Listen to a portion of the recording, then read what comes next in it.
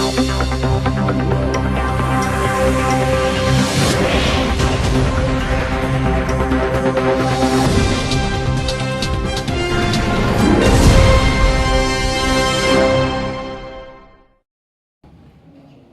¿qué tal? Muy buenas tardes. Les habla su compañera Luz Yasmín Guevara. Este es su noticiero matutino favorito de todos los fines de semana, o mejor dicho, de cada año que se nos presenta.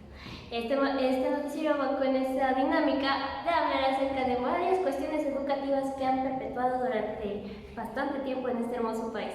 Así que vamos un poquito con la dinámica de que vamos a hablar cada uno de nuestros compañeros parte de este noticiero para que sea un poquito más entretenido. Así que vamos a correr con las primeras noticias.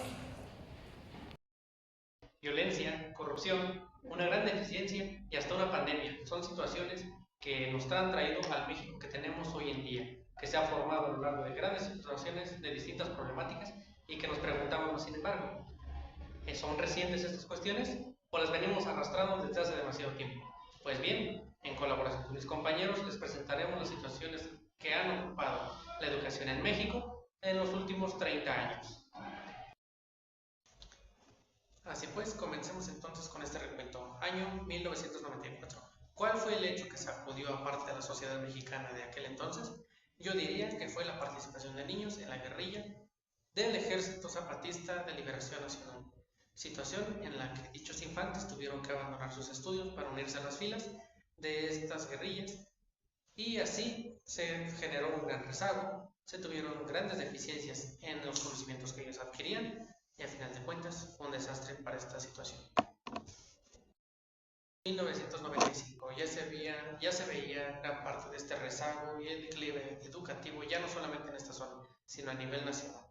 Rezago y declive generados por la falta de recursos, por la poca capacitación que se le daba a los docentes y por el sinfín de acontecimientos que se le atribuían a las deficiencias del sistema educativo mexicano. Así llegamos al año de 1996, marcado por violencia y pobreza.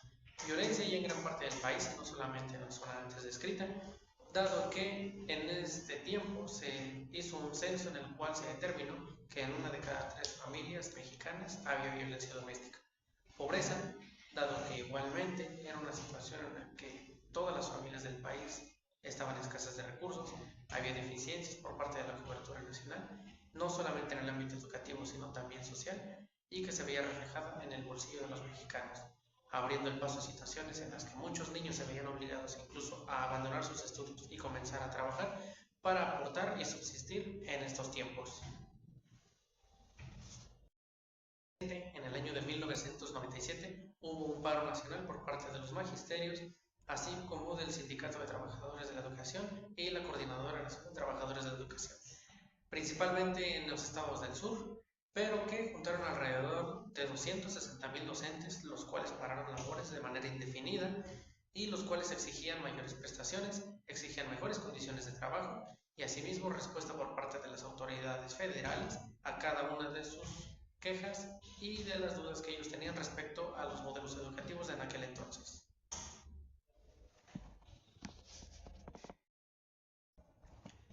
Años 1999 y 2000, los cuales fueron marcados por la deserción escolar y por la falta de presupuesto económico en apoyo de las escuelas e instituciones educativas de todo el país, no solamente escuelas primarias, sino también de grados superiores, y en las cuales se veía reflejada la gran corrupción por parte de los sistemas, dado que se anunciaban grandes cantidades de dinero para la cobertura de muchas necesidades, sin embargo estas nunca llegaban.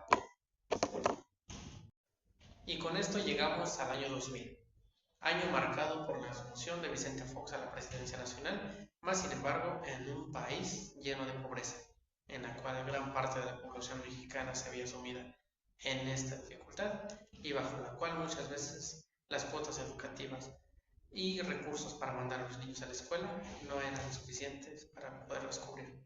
Así que eso fue lo que aconteció. Ahora vámonos a partir de las fechas del 2003 al 2010, representativas de nuestro sexenio de nuestro queridísimo Vicente presidente Fox, además de otro presidente que pues ya saben, uno que era Perú. Pero bueno, no hablaremos de él exactamente, así que vamos directo hacia las primeras fechas. En el 2003 se presentaron situaciones con las mujeres que no eran para nada peculiares acerca de la educación, ya que todavía muchísimas mujeres en el país, para ser exactos, el 11.3%, no tenían educación, lo cual nunca se vio por parte del presidente, dado a que él ya tenía contemplado de que la educación por las mujeres ya estaba prevista. Durante el 2004 al 2005, justamente en ese ciclo escolar, se presentaron varias situaciones que no estaban del todo contentos muchísimos padres de familia, además de alumnado. Se les dio la oportunidad a niños pequeñitos, tanto de nivel básica como hasta la preparatoria, de poder opinar acerca de sus docentes, de los directivos y de todo lo administrativo acerca de sus escuelas, en las cuales se presentaron situaciones que no fueron nada benéficas para nadie, ya que se presentaron quejas que iban más allá del acoso, quejas que iban más allá del uso repentino y el uso inadecuado de algunos recursos de la escuela, materiales y económicas, lo cual perjudicó a bastantes maestros que sin deberla ni temerla fueron parte de ese proceso por el cual fueron despedidos muchos de ellos, los cuales se quejaron en varias manifestaciones para que hubiera algún tipo de consejo de parte de todos los involucrados, sin embargo no se presentaron ninguno. Durante el 2005 la educación formal estuvieron a manos de la ex primera dama, la señora Fox, ya que esta tenía que estar, como bien lo dijo en una entrevista realizada por un programa de televisión del cual no podemos mencionar el nombre ya que nos cobrarían bastante dinero, esos factores para poder incluirse en la educación de sus chicos, que decía ella de que estaba a favor de las mujeres, de los niños, de los viejitos y de todo el mundo para que tuviera educación. Sin embargo, no se pudo presentar dado a que los recursos que iban destinados se fueron directamente, como bien nos dijo uno de nuestros comentaristas, a una casita en Cancún. No sabemos bien si eso es cierto, pero vamos a explicar un poquito acerca de las fallas que esto tendría que ver, ya que perjudican tanto a la educación en los pequeñitos como en la educación de los adultos mayores, ya que con el programa que se ha implementado desde 1996 se ha dado cuenta de que pues la educación para los adultos está demasiado baja y debemos de contemplarlos también para poder crear un país un poquito mejor y no solamente estar pensando en viajes a Cancún. En 2007 los alumnos mexicanos descienden en el nivel educativo de primaria. ¿A qué vamos con esto de que los niños no estuvieron presentes en las primarias durante este año? Al menos, pues, se tiene previsto de que así ha sido, ya que el programa PISA hizo sus diagnósticos, hizo sus intervalos y pudieron identificar que solamente el 61% de los alumnos asistían a la escuela, mientras que el otro por ciento, pues, tal vez en casa o trabajando debido a varias condiciones que se habían presentado. Tenemos que aclarar algo, los niños no deben de trabajar, pero pues a veces se necesita, como se comentó anteriormente. Sin embargo, pues la prueba que lo evaluó así lo plantea, de que México es uno de los países en los cuales hubo un déficit tremendo de la educación en ese tiempo, así que los niños no asistieron a la escuela como debían de haberlo hecho. En 2008 se presentó una prueba parecida a la de 2017 y en este caso hubo una deficiencia un poquito más evidente, dado que fue convirtiéndose en un aumento en la educación, pero no la educación buena, sino la informal, dada que los niños estaban planteándose mejor ir a la escuela en casa, ya que las escuelas primarias en las que asistían no se presentaban las oportunidades que ellos necesitaban, como bien se había establecido durante el gobierno de Vicente Fox. También hubo incrementos constantes en la inversión de la educación, sin embargo, sin haber alumnos en las escuelas no se podía hacer gran cosa. Así que el gobierno se presentó con la deficiencia en estas ediciones, presentando un plan de trabajo, el cual fue un total caos para todos. En tendencias globales, en 2009, nuestro país quedó en el lugar 295 en las cuotas escolarizadas, siendo México uno de los países más bajos en educación, no superando claro a Irán, pero pues sí llegando a esas posiciones junto con ellos. Así que se planteó el presidente hacer un plan de trabajo para que esto se pudiera solucionar con sus reformas educativas. Sin embargo, no se pudo presentar, ya que pues hubo inconvenientes en cuestiones económicas, dado que no se cuenta con los recursos suficientes, como bien lo mencionó la queridísima ex primera dama. La equidad de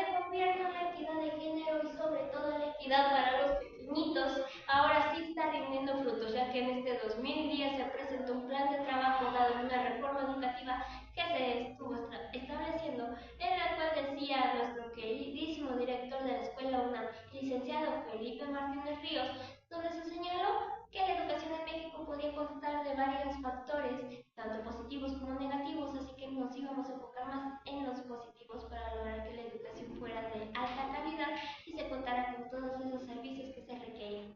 Además de que las cuotas fueron un poquito más aumentando, dado a que los planteamientos como becas, apoyos y sistemas educativos externos al que ya teníamos en la SEP se fueron integrando para crear una nueva generación y generalización de nuestro queridísimo sistema educativo.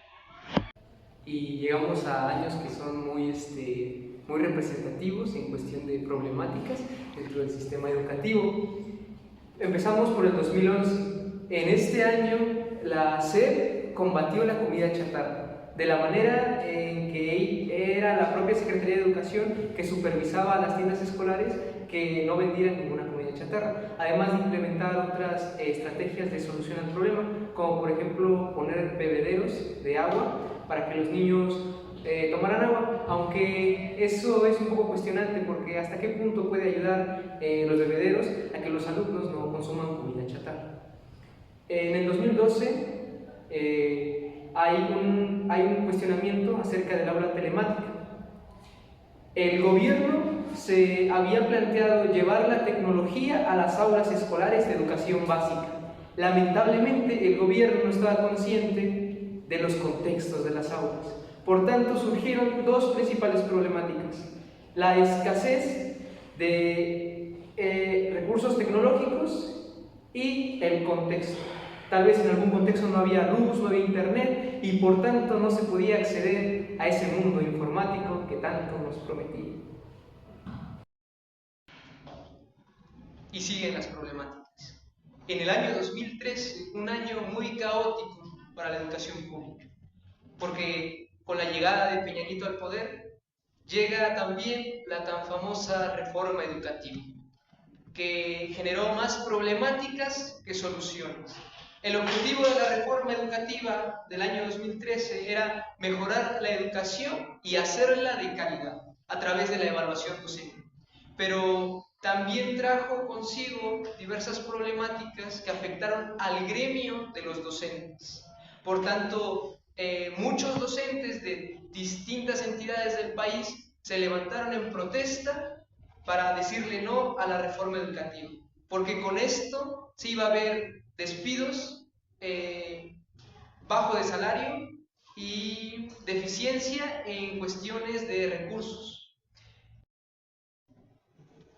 En el año 2014 el gobierno intentó adentrar a los alumnos de educación primaria en cuestiones tecnológicas. Para esto elaboró un programa llamado Conectando México. Este programa consistió en distribuir tabletas electrónicas a alumnos de quinto grado de primaria. Lamentablemente este programa dejó más consecuencias negativas que positivas.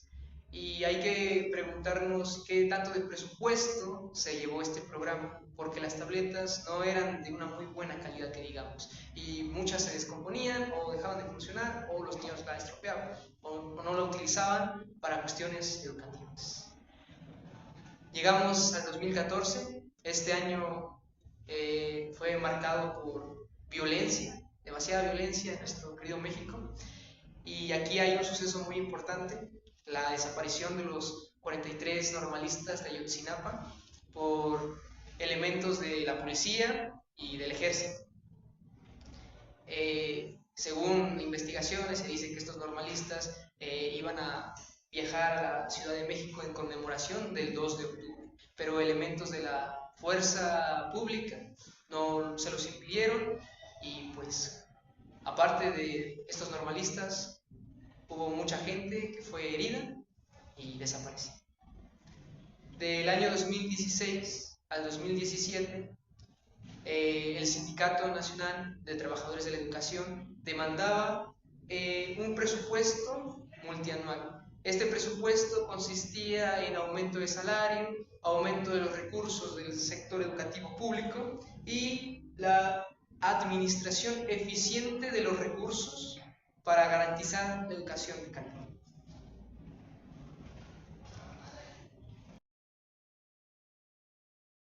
Y para finalizar con broche de oro, el presidente Enrique Peña Nieto aseguró que El cambio más estructural que hubo durante su periodo y su administración fue en el ámbito educativo, con la reforma educativa que también se está implementando y se ha implementado en la mayoría de las escuelas de todo el país. Con la promulgación de la reforma constitucional en materia educativa, se da un paso decisivo para hacer realidad el derecho humano a la educación de calidad de los mexicanos. Con ello, avanzamos en la construcción de un marco legal moderno y eficaz. Cambiando de tema, para el año 2019, 30 millones de estudiantes de educación básica en escuelas públicas y privadas volvieron a clases, pero no en sus escuelas presenciales, debido a la pandemia que azotó en este mismo año. El plan de regreso a clases se va a apoyar en medios de comunicación, en especial de las televisoras. Es lo que se ha analizado, esto de común acuerdo con la Secretaría de Salud, es lo que los especialistas nos han recomendado. Ya estamos en el año 2020 y para llevar educación a los confines más marginados del país, pues bueno, este es el trabajo del Consejo Nacional del Fomento Educativo.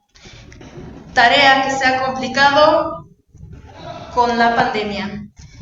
En la comunidad de los confines Nayarit, niños y niñas de escolaridad primaria, secundaria, han regresado a clases con un cubrebocas solamente, debido a que ellos no cuentan con los suficientes recursos, o en este caso, un celular e internet. Los Fortines es una de las 22,000 comunidades más marginadas de todo el país, y el CONAFE se ha encargado de llevar servicios educativos a 301,000 niños y niñas, gracias a los 32,000 líderes por la educación comunitaria. Año 2021, y el gobierno de la Ciudad de México anunció que este próximo 7 de junio será el regreso a clases presenciales, pero tomando las medidas sanitarias pues necesarias. Hablamos de cubrebocas, gel antibacterial y la sana distancia. Hoy quiero informar a los padres y madres de familia, a las maestras y maestros, que el lunes 7 de junio iniciamos la apertura de las escuelas de manera gradual y voluntaria en la Ciudad de México.